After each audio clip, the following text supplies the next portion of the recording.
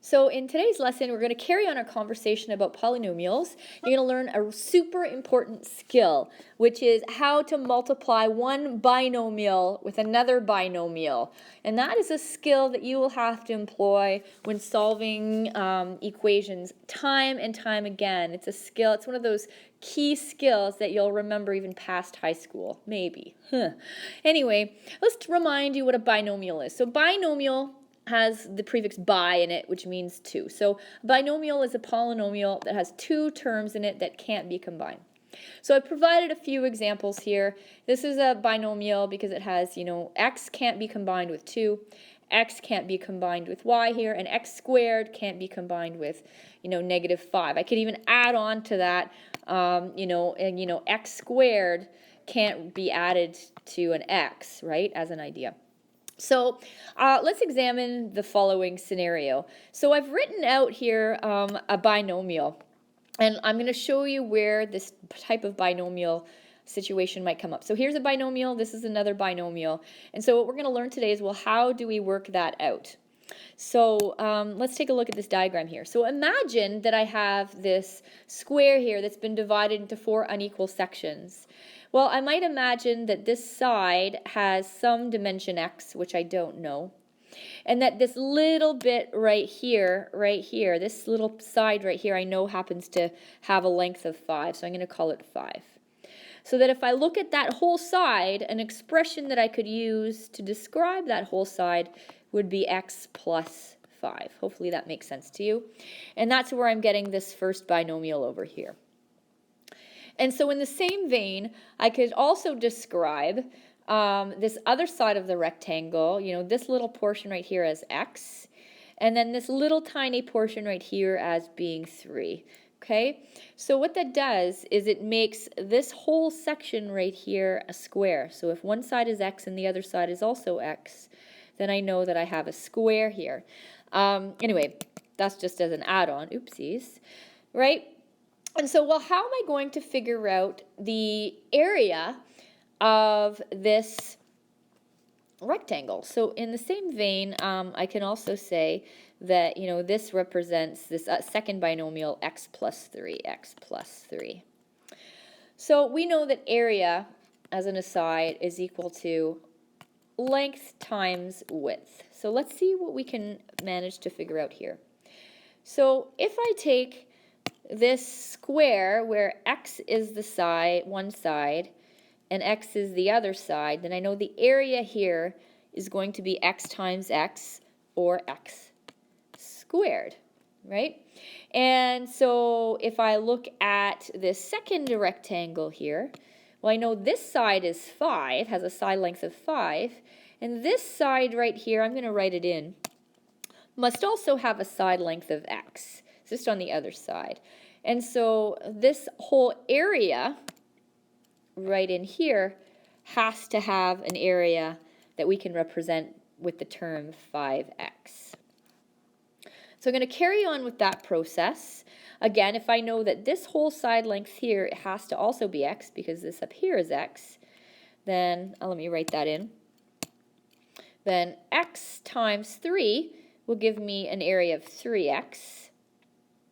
And then last but not least, I've got this little area right here, and I know that given that this side up here has a length of 5, that tells me that the length down here is 5.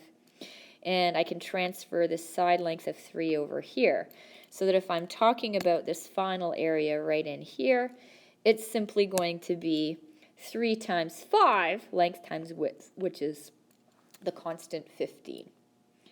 So in other words, if I know that the total side, and let me get rid of some of this, I'm going to just to clear it up, if I know that this side right here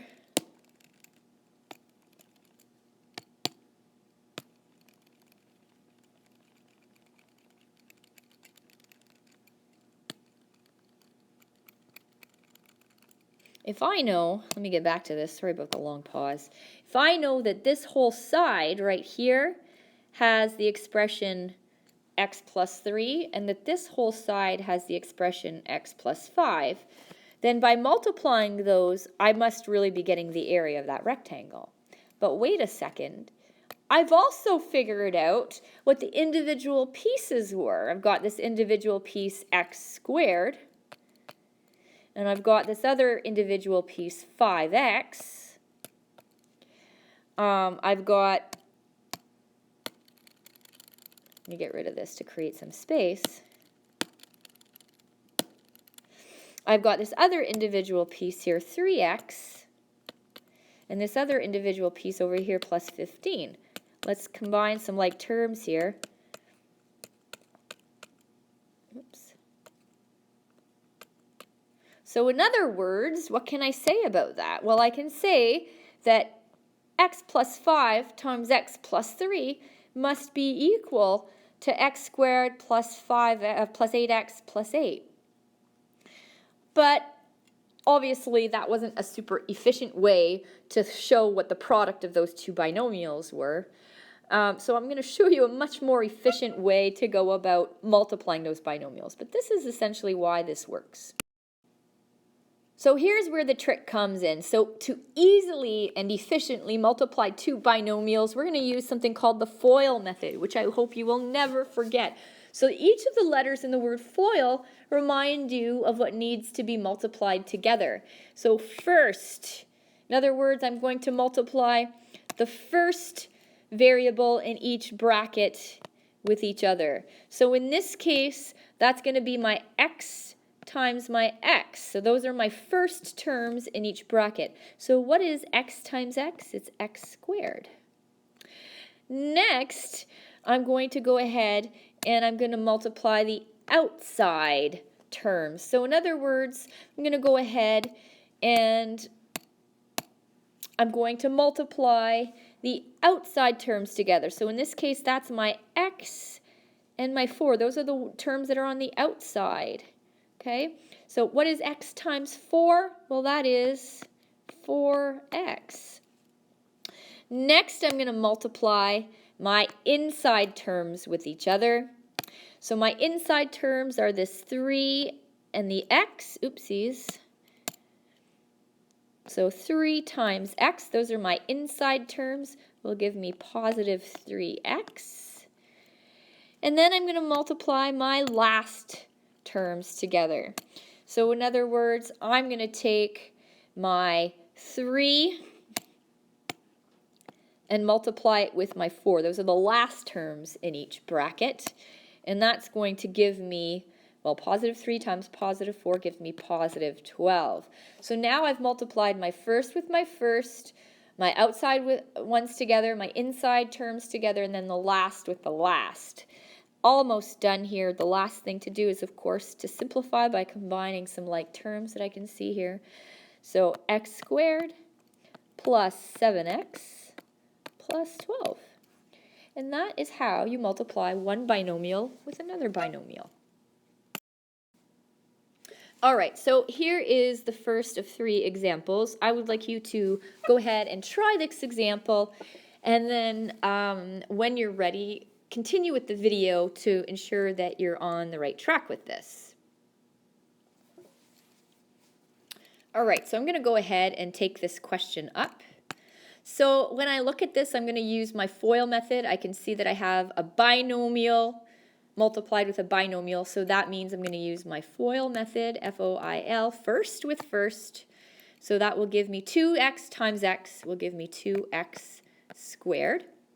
Then I'm going to use my outside, so that means I've got my 2x with my negative 1, which gives me negative 2x.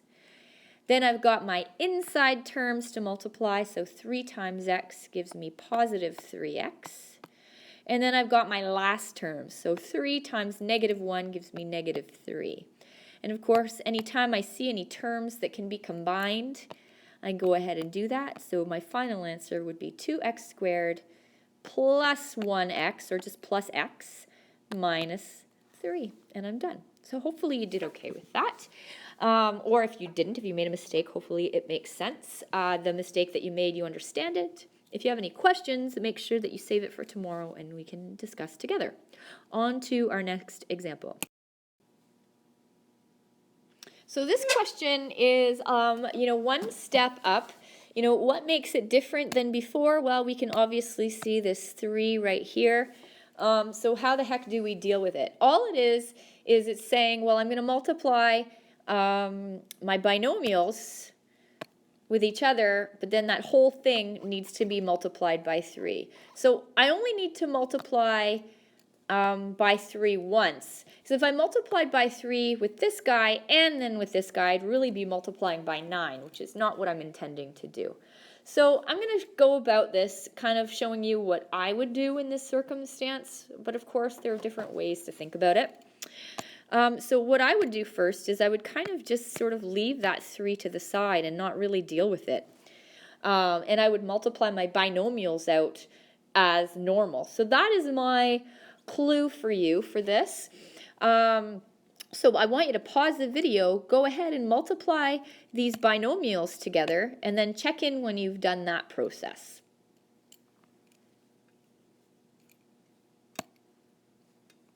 All right, so I'm going to show you what the product of my binomials ends up being. So I've left this 3 that was outside the bracket sort of on its own for now while I deal with this, using the FOIL method to multiply these binomials together. So I'm going to go ahead and do that. So I have 2x times 4x. So the 2 times the 4 gives me 8.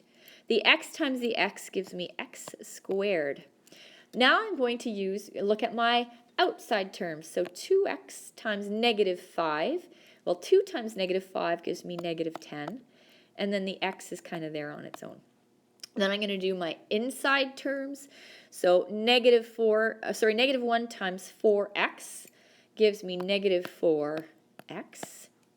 And then I have my last term. So in this case, I have negative 1 times negative 5, which gives me positive 5. So hopefully you got that binomial situation multiplied okay. I'm just going to clean this up a little bit by combining my x terms, my linear terms. So 8x squared minus 14x, and then plus 5. And so hopefully you're thinking about what the logical next step is here, which is to take this 3 outside the brackets and multiply and distribute it to all of the terms inside the bracket. I'm going to go ahead and do that. So 3 times 8 gives me 24, so 24x squared. 3 times negative 14 will give me negative 52x. Let me think about that. Maybe it's 42. So 3 times 10 is 30, and 3 times 4 is 12. So 30 plus 12 gives me 42. 42x. Oopsies. And then 3 times 5 gives me 15. And I'm done. And that's it, folks. Let's try the last example. Look at this example. Oh my goodness. Well, you know what? I would like for you to test yourself. I'm not going to help you at all with this at the beginning. I want you to kind of twist in the wind and explore what you think makes sense to do by attempting the question on your own. And when you are ready, then let's take it up. So pause the video now, and then I'll take it up. All right, so when I look at this question, I don't want to deal with, I can tell you what I don't want to deal with first. I don't want to deal with this 2, and I also don't want to deal with this negative right here. And just to remind you, a good way to think about this negative right here is as a negative 1 that I would have to distribute to everything in the same way that I would be distributing this 2 to the first binomials. So I don't want to deal with those first. What I am going to deal with first is multiplying my binomials together. So let me go ahead and do that. And I'll try to keep it as clean as I can here. So I'm going to keep the 2 brackets, and I'm going to create a great big bracket there for the binomials that I'm going to be multiplying. So I've got, let me see, 3y times y is going to give me 3y squared. I've got my outside, so 3y times negative 1 is going to give me negative 3y. I've got my outside, which is my inside, which is 2 times y, which will give me plus 2y. And then my last terms, 3y times negative 1. Oops, no, those aren't my last terms. What the heck?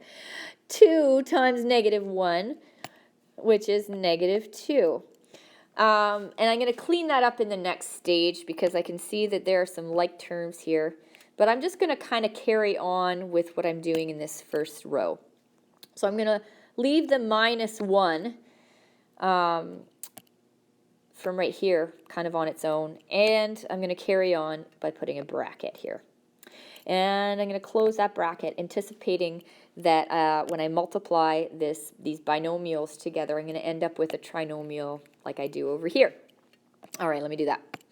So y times 2y will give me 2y squared. Outside, y times positive 1 gives me positive, gives me positive y. My inside terms, negative 2 times 2y will give me negative 4y. And then my last terms, the negative 2 times the positive 1, will give me negative 2. So now I'm ready. I'm going to clean. Hopefully you did okay with that. I'm going to clean this up a bit. Again, I'm not dealing with this 2 yet. I'm just going to clean it up. 3y squared. Okay, negative 3y plus 2y is going to give me negative y.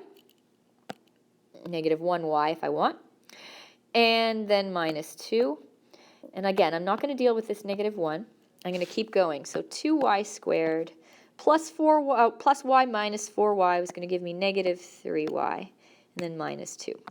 Now I'm finally going to deal with cleaning up these values that are outside of the brackets by distributing. So the 2 gets multiplied by each term in this first trinomial, and the negative 1 is going to get multiplied into each term in the second trinomial. So let's go ahead and do that. 2 times 3y squared gives me 6y squared. 2 times negative y, it gives me negative 2y. 2 times negative 2 is going to give me minus 4. Now I'm going to go ahead over to the second binomial.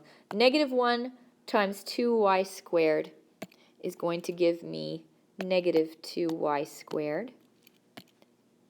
Negative 1 times negative 3y is going to give me positive 3y. And then negative 1 times negative 2 is, of course, going to give me positive 2. So now I can see I've got a bunch of like terms here. I've got my 6y squared and my negative 2y squared. I've got my negative 2y and my positive 3y.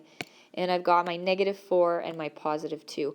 All of those can be combined and should be combined to create your simplified final answer. So 6y squared minus 2y squared is going to give me 4y squared. Negative 2y plus 3y is going to give me positive 1y, or just positive y. And negative 4 plus 2 is going to give me negative 2. And there is my final answer. So I know that there were multiple steps in there, multiple opportunities for you to mess up on one of the multiplications or additions or whatever. So be patient with yourself because that was a little bit involved. There's one other thing that I want to talk about that you should know about that is not really in my example. So I'm just going to do that really quickly. And then I'm going to assign you some homework and we'll carry on with this tomorrow. Let's say, for example, that my question was this. And so add this in as an example. Let's say I had x plus 2 squared. One common mistake, and by common I mean I see it every year, even in my grade 12 chemistry class where we have to do stuff like this. People want to just distribute this square in there and write this as being equal to x squared plus 4. But I'm here to tell you that that is wrong. Okay, why is it wrong? Well, because you can't distribute negatives like that. Really, when you're saying x plus 2 squared, you're saying x plus 2 times itself. So you really mean x plus 2 times x plus 2. So you have two binomials here, and then you would have to use the FOIL method in order to solve that problem. So, doing my first, I would have x squared, my outsides plus 2x, my inside plus 2x, and then my last, which would be plus 4. So what I get when I multiply these out is x squared plus 4x plus 4 as my final trinomial resulting from the multiplication of those binomials. So when I say it's common, I mean it's really common. So just watch for it. When you see that squared, remember what we mean when we say that something is squared, and that may help you remember this conversation. So here's a typical problem that you might see in grade 10, the grade 10 Polynomials chapter, where you might have to use some of those skills multiplying binomials together to represent the area of an irregular shape, an irregular polygon like this, right? So I want you to write this question down, give it a try on your own, and we will work it out tomorrow together. But think about ways that you can and should break this shape down in order to create maybe some smaller shapes that are rectangular, and go from there to start figuring out what the area is. You might actually have to do some subtraction as well. I'm thinking about it, possibly some addition. Anyway, lots of ways that you can likely tackle this, but give that a whirl as part of your work today. And here are some questions that I would like you to work on for homework.